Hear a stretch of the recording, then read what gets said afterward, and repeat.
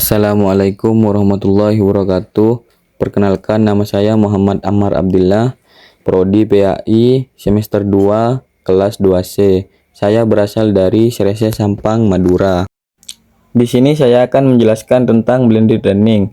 Blended learning adalah metode pembelajaran yang menggabungkan pembelajaran tatap muka dengan pembelajaran daring untuk pembelajaran PAI Pendidikan Agama Islam. Penerapan blended learning dapat dilakukan dengan cara mengintegrasikan media digital dan integrasi langsung antara guru dan siswa. Selanjutnya, kelebihan dan kekurangan dari metode blended learning. Adapun kelebihannya yaitu metode ini membuat pembelajaran lebih relevan dengan kehidupan siswa, meningkatkan minat belajar, serta membantu siswa memahami nilai-nilai pelajaran melalui contoh nyata.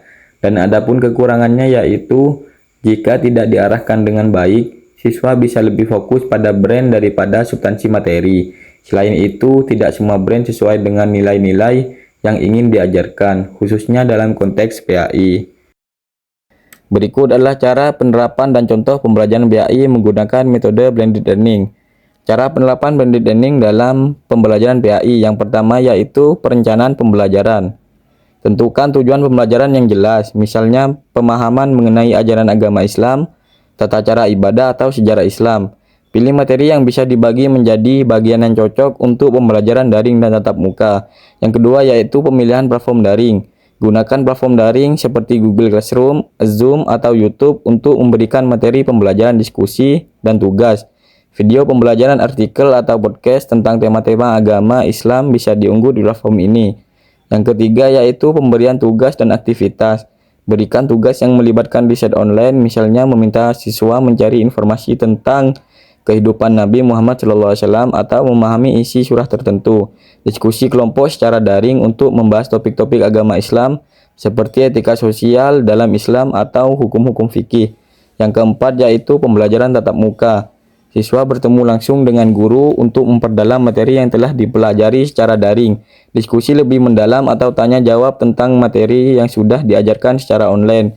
Simulasi atau praktek ibadah seperti sholat, wudhu, atau tadarus Al-Quran secara langsung. Yang kelima yaitu evaluasi. Gunakan kuis atau ujian online untuk mengukur pemahaman siswa setelah pembelajaran daring. Adakan ujian atau evaluasi langsung untuk menilai keterampilan praktis seperti praktek ibadah atau hafalan surat. Contoh pembelajaran PAI dengan blended learning. Tema mengenal rukun Islam. Yang pertama yaitu pembelajaran daring.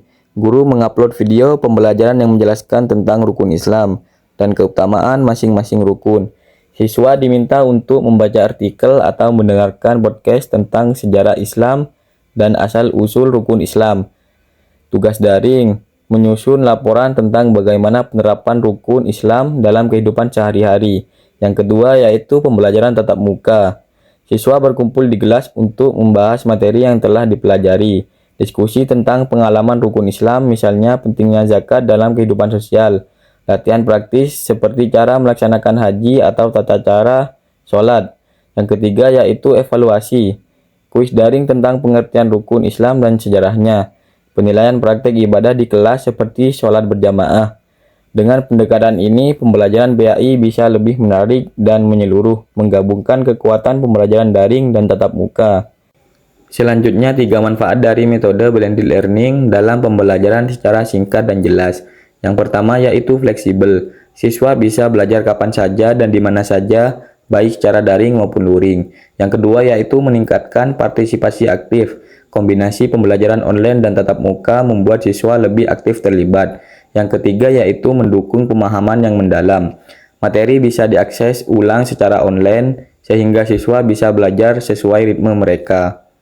Selanjutnya, kesimpulan. Blended learning merupakan metode pembelajaran yang menggabungkan antara pembelajaran tatap muka dan pembelajaran daring. Metode ini memberikan fleksibilitas, meningkatkan partisipasi siswa, dan mendukung pemahaman materi secara lebih mendalam.